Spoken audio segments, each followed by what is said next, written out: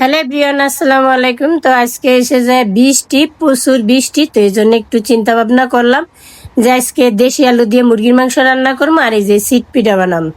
তো সিট পিঠা বানানোর জন্য কিন্তু আমি মানে আলাদা করে কোনো গুড়ি টুড়ি চাল টাল ভাঙায় আনা লাগে নাই। আমি ব্লেন্ডার দিয়ে চাল গুঁড়া করে নিছি, ভিজে অবশ্য।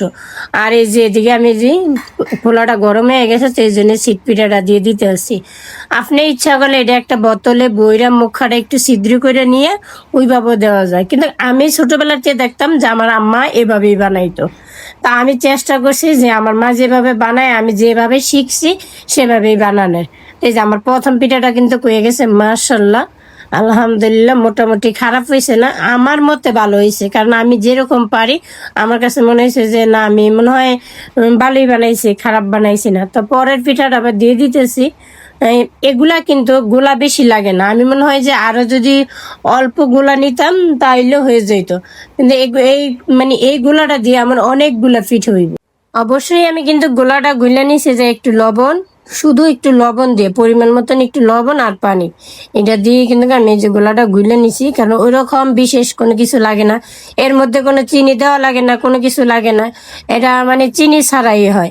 তো আমার এই যে দ্বিতীয় পিঠাটা হয়ে গেছে, এটা আরো বেশি সুন্দর হয়েছে মাসাল্লাহ দিলে। এটা ওইটার চেয়ে এটা অনেক সুন্দর হয়েছে।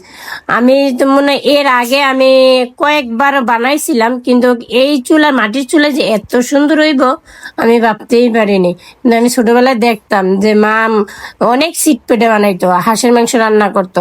তো যেহেতু হাঁসের মাংস নাই, এই জন্য আমি যে মুরগির মাংসই রান্না করতেছি। আর আমার মিনি কিচেনটা কিন্তু আমার কাছে সত্যি এখন খুব ভালো লাগে রান্না করতে। এই যে পাখি আছে, ওরা তো আমি যে দু একটা রিলস ভিডিও সারি, মানে আমার ভয়েস দেওয়া লাগে না, আমার ভয়েসটা মনে হয় যে ওরাই দিয়ে দেয়, এত চিল্লাচিল্লি করে। এই যে আমি আরেকটা পিঠা দিয়ে দিতেছি। আর এগুলা দিতেও যেমন সহজ, বানানটাও অনেক সহজ। কেমন, এগুলাই যে ছিটা দিয়ে খালি ডাইকা রাইখা দিলি কিছুক্ষণ পরে এমনিতেই অর্ধেকটা উঠা যায়, তারপরে একটু চামচ বা খুরসুনির সাহায্যে একটু উল্টাই নিলি হয়ে যায়, বাস করে নিলি, মানে ওটা এসে যায় সৌন্দর্যের জন্য যে একটু বাস করে নিলাম, ভালো দেখাইলো। এই যে এটা ডাইকা দিছি, কিছুক্ষণ পর ডাকনাটা আলগি দিছি, এই যে পিঠা কিন্তু এটা হয়ে গেছে।